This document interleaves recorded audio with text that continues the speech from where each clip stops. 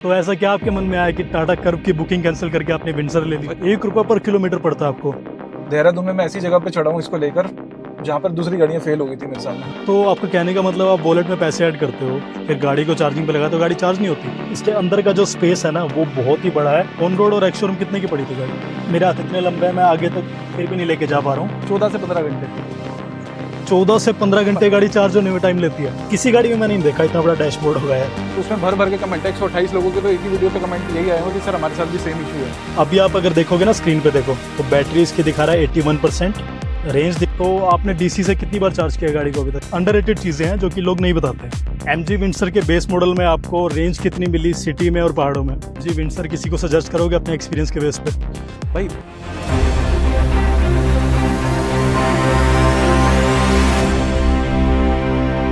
Hello everyone, मेरा नाम है Manish Bhardwaj and welcome to my YouTube channel. एक और इलेक्ट्रिक गाड़ी का रिव्यू चैनल पे आ गया है। इस गाड़ी की डिमांड काफ़ी टाइम से आ रही थी और फाइनली हम उस गाड़ी के ओनर को अपने साथ लेके आए हैं। आज हम डिटेल में बात करेंगे कि एमजी विंडसर में इनके ओनर को क्या क्या पॉजिटिव और क्या क्या नेगेटिव्स लगे, जिसके बेस पे उन्होंने गाड़ी प्लान की। और आप इस गाड़ी को लेने से पहले क्या इसके बारे में ऐसा जान सकते हो जिसके बेसिस पे आप भी डिसाइड कर सकते हो कि एमजी विंडसर ईवी आपके लिए एक परफेक्ट ऑप्शन हो सकती है या नहीं। तो let me welcome its owner mister Ankush. Welcome to our channel. सबसे पहले तो एक बार मॉडल के बारे में बता दो, ये कौन सा मॉडल है? ये MG का एक्साइट मॉडल है जी, बेस मॉडल है। ये बेस मॉडल है। तो ये कितने बैटरी पैक वाला मॉडल है? 38 किलोवाट वाला। 38 किलोवाट। ये गाड़ी कौन सी डेट को ली थी वैसे? ये मैंने लिए 25 जून को। ऑन रोड और एक्स शोरूम कितने की पड़ी थी गाड़ी? एक्स शोरूम इसका था 1399 का। ओके। शायद अभी रिसेंटली 50,000 बढ़ाया MG ने, और मुझे ऑन रोड पड़ी है 1460 की। 1460 की आपको ये गाड़ी पड़ी है। तो जैसे अभी लेटेस्ट 2 महीने पहले इसका एमजी विंडसर प्रो वाला मॉडल आपने देखा होगा, अभी आया है। एक्चुअली मेरा बजट 15 लाख का था। ओके। अगर मैं उस पर जाता फिर मैं 3-4 लाख जंप करता तो उसका कोई एंड नहीं था। हाँ जी। फिर अगर मैं 18-19 का वो लेता तो फिर 3-4 लाख और डाल के फिर आपको महिंद्रा की आ जाती या कर्व आ जाती, तो उसका Right. कोई एंड था नहीं। राइट। फिर आप वो जहां तक बढ़ना चाहो बढ़ सकते थे। अब आते हैं एक बार इसके ऑप्शंस पे। हाँ। आपने विंडसर लेने से पहले कौन कौन सी गाड़ियां सोची थी कि मैं कंसीडर कर सकता हूँ? मैंने इलेक्ट्रिक कार सोची नहीं थी। मैं इससे पहले MG की कार चला रहा था। जी। MG की एस्टर थी मेरे पास। ओके। मैंने इससे पहले एक बुक कराई थी कर्व पेट्रोल में। ओके। बस वो कर्व का मैं बुकिंग अमाउंट भी दे चुका था, सब कुछ कर चुका था। एंड में कैंसिल करके मैं विंडसर पे आ गया। तो ऐसा क्या आपके मन में आया कि टाटा कर्व की बुकिंग कैंसिल करके आपने विंडसर ले ली? और शाम को किसी के साथ बैठे थे, उसने कन्विंस कर दिया कि नहीं विंडसर पे जाओ तो विंडसर ले ली। ऐसा क्या बोला होगा उसने कि कर्व मत लो आप? क्यों? मैं बोला कि यार तेरे पास पहले ही एस्टर है। एस्टर की मेरी एवरेज थी हार्डली 6-8 की लोकल में, इससे ज्यादा की एवरेज थी नहीं। राइट। तो उसने बोला फिर एस्टर उस पे जा रहा है कर्व पे। राइट। फ्यूचर वाली कार है, सब इलेक्ट्रिक ले रहे हैं आजकल, तुम भी इलेक्ट्रिक लो। तो दोनों एक ही जैसी कार थी, कुछ ऐसा नया नहीं मिल रहा था। अगर आप इलेक्ट्रिक चलाएं तो उसमें ड्राइव आपकी बड़ी स्मूथ होती है, बाकी Right. चीजें बड़ी अच्छी हैं। राइट। राइट। ऑल दो इसके अपने चैलेंजेस बहुत सारे हैं, तो इस वजह से फिर कुछ तो- नए पे कूदना था तो इस पे कूद गए। तो आपने चैलेंजेस का नाम लिया है, अब उस पे आ ही जाते हैं। हाँ। आपको विंडसर में अभी तक क्या क्या चैलेंजेस और प्रॉब्लम्स आई हैं अभी तक? सबसे बड़ा चैलेंज तो डीसी चार्जिंग का आया। राइट। इसमें थोड़ा इशू है, डीसी चार्जिंग हर जगह लेती नहीं है। जी। मेरा एक्सपीरियंस 1-2 जगह पे ही अच्छा रहा है, स्टैटिक पे अच्छा रहा है। अदानी वाले पे 70-60% के आसपास उस पे भी हो जाती है। जियो बीपी का भी वही है, 50-60% का रहा है। एक आधा और है, नहीं तो मेरे मोबाइल में ऐप भर चुकी है। बट हर एक के अंदर मैंने वॉलेट में पैसा डाल दिया, चार्ज ही नहीं होती। अरे ऐसा क्यों यार? अब ये कईयों के साथ इशू है। मैंने भी जो चैनल पे अपने चैनल पे भी वीडियो डाला था, तो उसमें भर भर के कमेंट है। 128 लोगों के तो एक ही वीडियो पे कमेंट यही आए हुए कि सर हमारे साथ भी सेम इशू है। तो आपका कहने का मतलब आप वॉलेट में पैसे ऐड करते हो, फिर गाड़ी को चार्जिंग पे लगाते हो, गाड़ी चार्ज नहीं होती? हाँ। हर एक कंपनी की अपनी ऐप होती है। राइट। उसके स्टेशन पे आप जाओगे, पहले उसकी ऐप डाउनलोड करोगे, सब कुछ करोगे, और वहां पे फिर ये चार्जिंग लेने से मना कर, चार्ज होगी, स्टार्ट होगी, इनिशिएट करेगी, सब कुछ करेगी, उसके बाद वो विद इन 30 सेकंड्स बंद हो जाती है। सो आपने एमजी को कांटेक्ट किया, उनको बताया कि ये चैलेंज आ रहा नहीं, है? मैंने काफी बार कंप्लेंट्स करी है। कल भी उन्होंने मेरे को बुलाया था आने से पहले यहाँ पे। हाँ जी। कल मैंने इसका फिर बैटरी सॉफ्टवेयर अपडेट कराया। उन्होंने बोला कि सर वैसे तो इसमें कोई फर्क नहीं पड़ेगा, खुद ही बोल रहे हैं वो जी। कि क्योंकि ये हमने आपको अपडेट करके ही दिया है। उन्होंने बोला सर हमारी हर जगह होती है। फिर बाद में कह रहे स्टैटिक पे आप चार्ज करो। मैंने कहा स्टैटिक पे तो कर ही रहे हैं यार, चार्ज वहां हो रही है। पर तुमने अपनी खुद की एक ऐप बनाई है ई हब करके, उसके अंदर ही जो लिस्ट तुम्हारी अपनी ऐप पे ही नहीं हो रहा है, तुम्हारी ऐप का फायदा क्या है? सही बात है। जिसको तुम प्रमोट कर रहे हो इतना हर जगह पे जाके, हमारी ऐप है, ये है, वो है, उसमें से किसी पे, बाकी अभी इस रूट पे पता चल जाएगा कहाँ कहाँ पे हो रही है, सब आ ही जाएगा। ओके। तो यार ये तो मैंने फर्स्ट टाइम सुना है कि एमजी विंडसर के ओनर को ऐसा कुछ चैलेंज भी आया है कि गाड़ी वो चार्जिंग पे लगा रहे हैं, गाड़ी चार्ज नहीं हो रही है वॉलेट में पैसे ऐड करने के बाद भी। तो आपने डीसी से कितनी बार चार्ज किया गाड़ी को अभी तक? कंपनी रिकमेंड करती है 3 बार अगर आप डीसी से चार्ज कर रहे हो, जी। तो एक बार आप उसको एसी से चार्ज कर लो। ओके। वैसे लोगों के मन में ये एक मिसकंसेप्शन है कि 3 या 4 बार से चार्ज करने के बाद डीसी चार्जर से हाँ। आपकी गाड़ी की बैटरी पे कुछ नेगेटिव इफेक्ट पड़ सकता है। ऐसा बोला जाता है, यही मेरे को भी बोला गया था जब Right. मैंने भी ली, तो मेरा भी यही सेम क्वेश्चन। आपने टोटल डीसी से कितनी बार चार्ज किया होगा? 8-9 बार। 8-9 बार आपने डीसी चार्जर से चार्ज किया है? हाँ, Okay. 3-4 बार मैंने इसको अपनी से Okay. एसी से भी किया। तो बैटरी पे सच कुछ इफेक्ट नहीं पड़ा, राइट? कैसे पता ये सिर्फ एक मिथ है।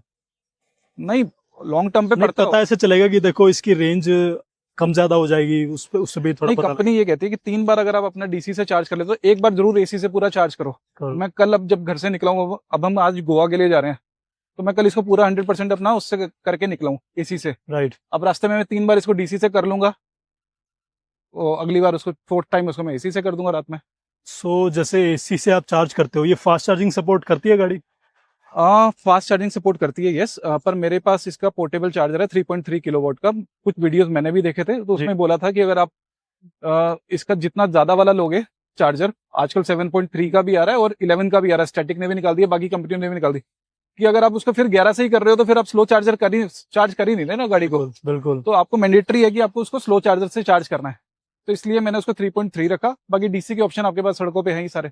तो जो आपके पास घर पे एसी चार्जर है, उससे कितना टाइम लेती है गाड़ी 0 से लेके 100 तक? 14 से 15 घंटे। 14 से 15 घंटे गाड़ी चार्ज होने में टाइम लेती है? अगर 0 से 100 कह रहे हो ना, 14 से 15 घंटे। कल मैंने इसको 10:50 पे लगाया, 34% चार्ज थी गाड़ी, और रात को इसको मैंने हटाया है अप्रोक्सीमेटली 8 बजे के आसपास, 90% चार्ज हुई है। मैं क्या बोलूं यार, मेरे को समझ नहीं आ रहा है। बट यार, ये देखने के बाद आपको लगता नहीं थोड़ा रिग्रेट होता है इलेक्ट्रिक गाड़ी लेने का? मैं वही चैलेंजेस बहुत सारे हैं इस, पहला चार्जिंग का है ही है वो तो आपको, पर डीसी चार्जिंग के ऑप्शन है, आप इसको एक बार वहां से चार्ज कर लो, एक बार वहां से चार्ज कर लो, तो हो जाता है काम।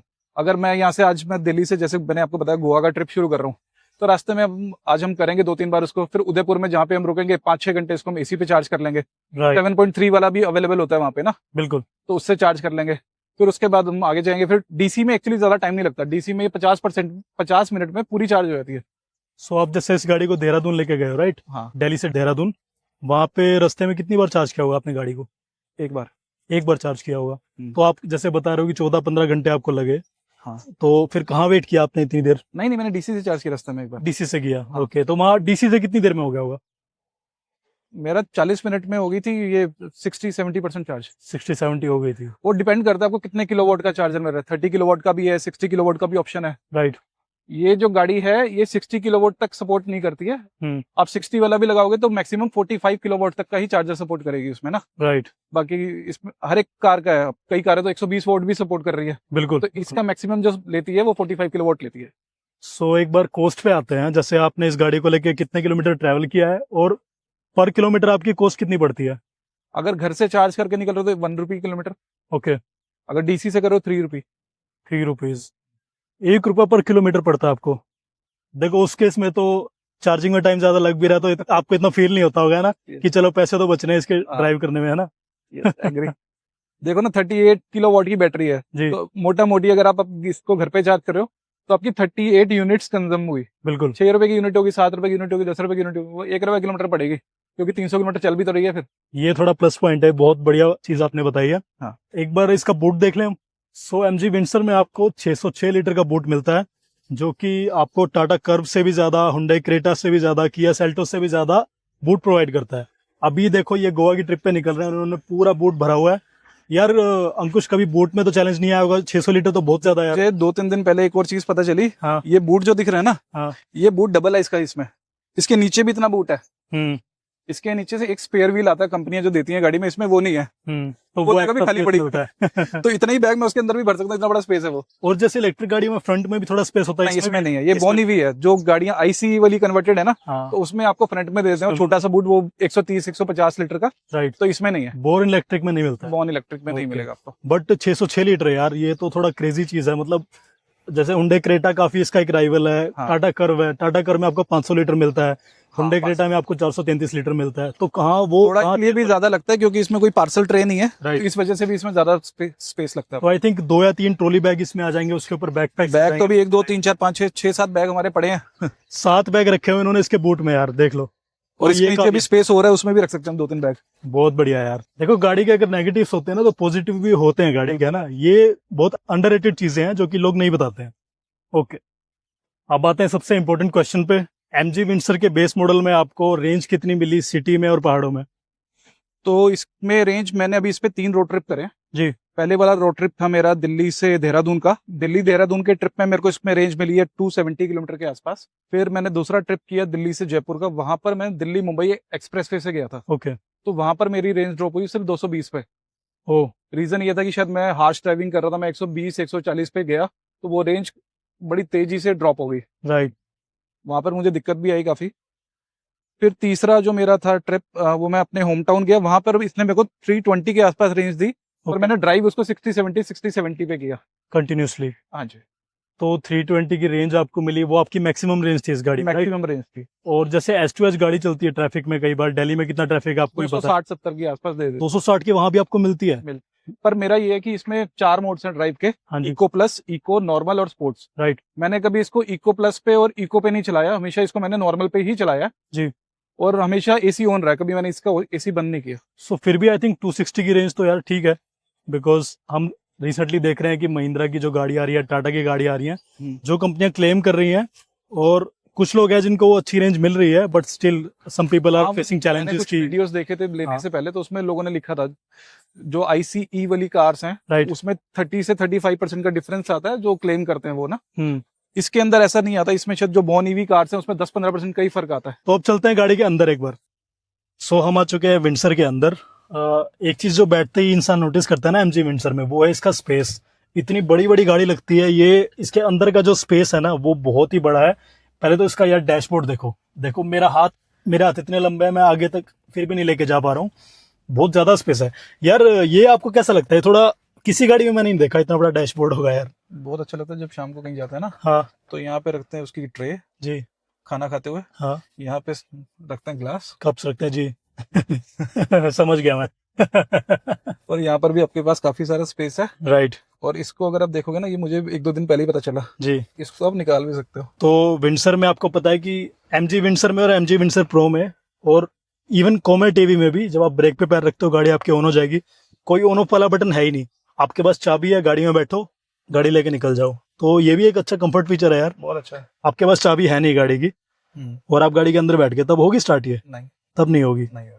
ओके। बोलते ही सामने आया था की नोट फाउंड। की नोट फाउंड। ओके, हाँ फिर ठीक है यार, बिकॉज अगर ऑटोमेटिकली गाड़ी स्टार्ट हो सकता है शायद उसमें, जैसे मेरे पास एस्टर थी जी ये इंटरनेट वाला फीचर वाला कार नहीं है, इसके ऊपर वाला मॉडल में है। जी। तो अगर मेरे पास एस्टर की चाबी मेरी घर पे रह जाती थी, उसको मैं मोबाइल से स्टार्ट कर लेता था। तो इसमें भी होगा शायद, पर इसमें एक्साइट मॉडल में नहीं है। ओके। सो अभी एक तो इसमें स्क्रीन इतनी वो मिलती है यार, है ना। इसके टॉप मॉडल में आपको मिलती है 15 इंचेस की स्क्रीन, 15 इंच लैपटॉप लगता है पूरा लगा हुआ है ना। ये आई थिंक 10 या 12 इंचेस होगा। 10 इंचेस है। ओके।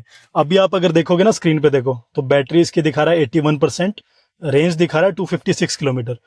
अंकुश एक बात बताओ, ये एग्जैक्ट मुझे अभी कितनी मिल जाएगी अगर मैं 81 से इसको 0 तक चलाऊंगा? डिपेंड करेगा सर आप किस स्पीड पे चला रहे हो और किस सपोज मैं हाईवे पे लेके जा रहा हूँ, अगर आप 80-90 तक मेंटेन कर रहे हो तो इतनी दे देगा ये, एग्जैक्ट इतनी दे देगा? भी देगा हाँ। ओके। बैठे बैठे 1% कम भी हो गई है। बैठे बैठे 1% कम हो गया, देख लो। बट वो यार एसी भी चल रहा है गाड़ी का, कुछ तो कम होगा ही, है ना। अच्छा अंकुश एक बात बताओ, इसकी स्क्रीन का रिस्पॉन्स कैसा है, टच कैसा है? नहीं, स्क्रीन उतनी स्मूथ नहीं है comparison to other cars. Tata वाली कारों में देखोगे तो स्क्रीन बड़ी स्मूथ है जी। इसमें थोड़ा सा लैग करती है कई बार ना, थोड़ा स्लो है। ये देखो अगर टच करोगे तो थोड़ा सा, अभी मैंने इसको दबाऊंगा तो ये दबेगा, अगर 2 बटन एक साथ दबा दोगे थोड़ा सा स्लो है, थोड़ी स्लो चलती है, लैग करती है मतलब। लैग करती है। ओके। और इसके अंदर आपको पॉजिटिव क्या लगा गाड़ी में, क्या बेस्ट लगती है चीज? ड्राइव कंफर्ट बहुत अच्छा है जी। पिकअप बहुत अच्छा है। आप चलाओ 30 से लेकर, अगर हल्का सा भी आपने रेस पे पैर दिया वो 100, 110, 120, 170 तक भी चली जाती है, भागती है मतलब, बड़े आराम से जाती है। ओके। और रेंज भी उसी हिसाब से गिरती है एकदम फिर। तो वो बहुत अच्छा है। स्पेस मैंने आपको बता दिया, इसका ड्राइव कंफर्ट बता दिया मैंने आपको। बूट स्पेस अच्छा है, पीछे वाली बैक सीट्स जो है वो बहुत अच्छी है। सीट्स भी मैं देख रहा हूँ अच्छी है, कंफर्टेबल है। हाँ, बैक सीट अच्छी है। सबसे अच्छी चीज है कि बेस मॉडल होने के बाद भी इसमें बेसिक चीजें सारी हैं। पीछे वाली बैक सीट पे आप जाओ वो रिक्लाइन हो जाती है 135 डिग्री तक। ओके। तो आप आराम से लेट के भी जा सकते हो उसको। राइट। ये वाली सीटें भी पूरी फोल्ड करो तो बेड बन जाता है आपका काइंड ऑफ। हाँ मैंने देखा है वो जी। और बेस मॉडल होने के बाद भी सारे विंडोज हैं जो है वो 1 टैप डाउन है। सिंगल टैप डाउन करोगे तो सारे विंडो उसमें हो जाते हैं। राइट। इवन ऑटो हिल असिस्ट कंट्रोल, वाले वो सारे फीचर भी इसमें है। वो सब आपने टेस्ट किए हुए हैं? सब टेस्ट करे हुए कैसे काम करते हैं? देहरादून में मैं ऐसी जगह पे चढ़ा हूँ इसको लेकर जहाँ पर दूसरी गाड़ियां फेल हो गई थी मेरे सामने। राइट। एक और एस्टर थी मेरी, उसके धुएं उसकी क्लच प्लेटें उड़ गई, तो मैं उस जगह पर भी गया हूँ इसको लेकर, तो उस चीज में तो पास है गाड़ी। ओके, तो वहाँ पे एमजी एस्टर स्ट्रगल कर रही थी, बट ये गाड़ी निकल जाती ये आराम से निकल गई। ओके रास्ते में गारा भी था, बारिश भी थी, बड़ा सीधा चढ़ाई भी थी, बड़े आराम से निकल गई, कोई दिक्कत नहीं आई। ओके, दैट्स वेरी नाइस यार। अच्छा, ये आपने पॉजिटिव बताया, गाड़ी के अंदर नेगेटिव क्या लगता है कि जो आप इरिटेट होते हो उससे? 3-4 चीजें हैं नेगेटिव। एसी एसी इसका कैसा है, पावरफुल नहीं है? नहीं है, एसी में बिल्कुल भी जान नहीं है। ये तो अभी आजकल वेदर इतना ठंड वो नहीं है, गर्म नहीं है, नहीं तो एसी फेल हो जाएगा। मैं अपना अगर मतलब ओपिनियन इस पे दूं ना, और जो काफी लोग बोलते हैं जो रिव्यू करते हैं गाड़ियों को, इसके जो ग्लासेस है ना वो काफी बड़े हैं, विंडोज काफी बड़ी बड़ी हैं, हाँ, तो हीट आने का चांसेस ज्यादा है। एग्री। इनफैक्ट जो इसका टॉप मॉडल आता है जिसमें सनरूफ आती है बड़ी, उसमें तो तो ऊपर से भी हीट आ रही है, साइड से भी आ रही है। वो मेरे साथ एस्टर में होता था, तो उसमें भी ये एक रीजन हो सकता है इसका, है ना, कि एसी पावरफुल नहीं लगता होगा इतना। दूसरी चीज इसकी जो मेरे को अच्छी नहीं लगती वो है कि इतनी बड़ी गाड़ी है, स्पेशियस है, दिखने में भी अच्छी है, लेकिन सॉफ्ट टच नहीं है कहीं पे। हर जगह हार्ड देखो, हार्ड टच है हाँ। हर जगह ना, कहीं पे सॉफ्ट टच वाला चीज देनी है। तीसरी चीज जो अगर अच्छी नहीं लगी तो speaker, all the base model है तो मैं ज्यादा एक्सपेक्ट नहीं कर सकता, राइट। बट नहीं, बिल्कुल भी मजा नहीं आता, मेरा गाने चलाने का भी मन नहीं करता इसमें। इसमें आई थिंक एमजी का खुद का वो म्यूजिक सिस्टम आता हुआ, बेस मॉडल है तो। हाँ, इसके अंदर ये इंफोटेनमेंट सिस्टम के अंदर ही है सारा कुछ। ओके। स्पीकर इसके मैं देखता हूँ कहीं से अगर वारंटी लैप्स ना होती है तो मैं इसको चेंज करा दूंगा आकर। और चेंज नहीं कराओगे मतलब? चेंज तो कराने पड़ेंगे, ऐसे तो मजा नहीं आएगा। ये 3 चीजें मेरे को मोटा मोटी समझ नहीं आई इसकी जी। बाकी सब ठीक है, ये 3 चीजें बेसिकली मेरे को नहीं समझ आई। बाकी जगह क्वेश्चन नहीं दिया है, वो मैं देख ही पा रहा हूँ, जैसे यहाँ पे हार्ड है आपने बताया ही है। हाँ। बट इसकी जो सीट्स हैं यार, मैं सच बोलूँ तो कंफर्टेबल लग रही थी, बट अब मेरे को जैसे 5 मिनट हो गए ना बैठे हुए, हाँ। जो सोफा टाइप इन्होंने दिया है और जो बाकी कार्स में आपको मिलता है, आपको नहीं लगता थोड़ा सा कम है, मतलब कंफर्टेबल उतना नहीं है? और करा देंगे, कुछ नहीं। हाँ। थोड़ा सा टाइम चला लेते, गंदी हो जाए ना उसको वो भी करा दिया जाएगा। हार्ड लग रहा है मतलब मुझे ना वो, थोड़ा टाइम अगर आप बैठे रहो जी तो थोड़े टाइम के बाद एडजस्ट हो जाएंगे अपने, है ना। हाँ। उसमें मैं क्या करता हूँ, थोड़ी देर बाद ना इसको थोड़ा सा पीछे कर लेता हूँ या तो, राइट। और ये टिल्ट होने के साथ साथ टेलीस्कोपिक भी है, उसको आगे पीछे कर लेता हूँ अपने हिसाब से ना, थोड़ा उस हिसाब से मैं कंफर्टेबल पोजीशन में आ जाता हूँ। एक चीज मैं देखता हूँ यार, इसमें ना कप होल्डर कुछ ज्यादा ही नहीं है, जैसे 2 आगे हैं, 3 यहाँ पे हैं, 2 पीछे भी हैं। 5 सीटर गाड़ी में 7 कप होल्डर का क्या करेगा इंसान? कर सकता है कैसे? उसके लिए शाम को बैठना पड़ेगा। पता नहीं, मतलब मैं तो ना यहाँ पर फिर बोतल आ जाती है ना। हाँ जी। यहाँ गिलास रख लिया आपने। बट बोतल आप एक रख लोगे वहां पे, ये तो नहीं आप 2 बोतल यहाँ रखोगे, यहाँ भी कुछ रखोगे, पीछे भी रखोगे। पानी की भी होती है, सोडे की भी होती है, दूसरे भी होती है। आ जाएंगे फिट सारी। प्लानिंग स्ट्रेट है कि यही करना है। एक ये भी रीजन था जिस चक्कर में आ गई है। एमजी विंडसर किसी को सजेस्ट करोगे अपने एक्सपीरियंस के बेस पे? भाई गाड़ी अच्छी है, आप ले लो, पर उनको बोलो कि आप इस पे डिस्काउंट दो ना दो जी, टेस्ट ड्राइव दो ना दो, बहुत अच्छी है, पर 5-7 जगह जाके ना इसको डीसी चार्जिंग पे चार्जिंग लगा के दिखा दो कि चार्ज हो रही है कि नहीं हो रही। अगर आपकी अदानी अलग अलग जगह जाना, अदानी पे चले जाओ, स्टैटिक पे चले जाओ, इको प्लग है कोई उस पे चले जाओ, 5-7 जगह जाके अलग अलग चेक कर लो, अगर आपकी गाड़ी चार्ज हो रही है तो ले लो। मेरा इतना बजट है 10 से 14 लाख में, तब आप उसको बोलो कि भाई तो कोई और इलेक्ट्रिक गाड़ी देख ले, एमजी विंडसर मत ले। 10 से 14 लाख में आपको पंच मिल सकती है मेरे ख्याल से, सिर्फ पंच अच्छी है गाड़ी, पर जहाँ 14 लाख खर्च करोगे फिर तो 50-60 हजार और डाल के यार ये ले लो, ये ले लो। हाँ, मतलब कंफर्ट में ये गाड़ी आप कह रहे हो कि अच्छी है, स्पेस में अच्छी है, बड़ी गाड़ी भी है, पंच थोड़ी छोटी लगती है, ड्राइविंग कंफर्ट भी इसका आपको अच्छा मिलेगा, लुक वाइज भी थोड़ा फैंसी है, अच्छी खासी फैंसी है। ओके, तो फिर उस केस में आप इस पे ले जाओगे। चीजें सबके लिए पर्सनल है, किसको कोई क्या चीज पसंद आती है। लुक्स आई थिंक सब्जेक्टिव है, वो हर एक का ओपिनियन अपना अपना। जाते जाते अंकुश यार अपना एक शॉर्ट इंट्रो दे दो, आप क्या करते हो? मेरी एक मेडिकल इक्विपमेंट्स की कंपनी है। ओके, हम लोग मेडिकल सर्विसेज प्रोवाइड करते हैं। यूजुअली हम लोग B2B में काम करते हैं कंपनीज के साथ, और डायरेक्ट भी अब शुरू की हमने B2C में। पेशेंट्स जो डिस्चार्ज होके घर पर आते हैं हॉस्पिटल से, उनको कोई भी इक्विपमेंट्स लाइक हॉस्पिटल बेड चाहिए, बाईपैप चाहिए, ऑक्सीजन मशीनें चाहिए, वेंटिलेटर चाहिए, ये सारी सर्विसेज हम पेशेंट्स को उनके घर पे प्रोवाइड करते हैं। Other than this we are also providing x-ray at home, sleep study at home, आजकल सबसे ज्यादा यूज होता है स्लीप स्टडी, लोग कराते हैं जो स्नोर करते हैं। तो ये सारी सर्विसेज है हमारी जो हम पेशेंट्स को घर पे प्रोवाइड करते हैं, दिल्ली मुंबई दोनों जगह। और आपका एक यूट्यूब चैनल भी है? अभी रिसेंटली बनाया जी, अभी तो सिर्फ 200-300 है। क्या यूजर नेम आपका? मेरा यूजर नेम है Akki Nagpal, AKKI Nagpal, that's it. तो MG विंडसर के बारे में अगर आप और जानना चाह रहे हो और आपको कंटेंट देखना है तो you can visit his channel. आपको स्क्रीन पे इस टाइम पे इनके चैनल की फोटो दिखाई दे रही होगी। मेक श्योर कि आप इनके चैनल को सब्सक्राइब करो और इलेक्ट्रिक गाड़ियों के बारे में आपको बहुत अच्छी नॉलेज मिलेगी। काफ़ी अच्छे इंसान है, काफ़ी ऑनेस्ट है। तो अंकुश, आपके साथ बात करके बहुत मजा आया यार। सेम है। थैंक यू सो मच और अपना एक्सपीरियंस शेयर करने के लिए बहुत बहुत थैंक यू। सो फ्रेंड्स, ये था MG विंडसर का एक ओनरशिप रिव्यू। आपको इस गाड़ी के बारे में क्या अच्छा लगा, क्या नेगेटिव लगा, आप कमेंट्स में प्लीज बताना। ऐसी कोई चीज़ जो आप इस गाड़ी के बारे में जानना चाह रहे हो जो इस वीडियो में मिस हुई है, do let me know in the comments.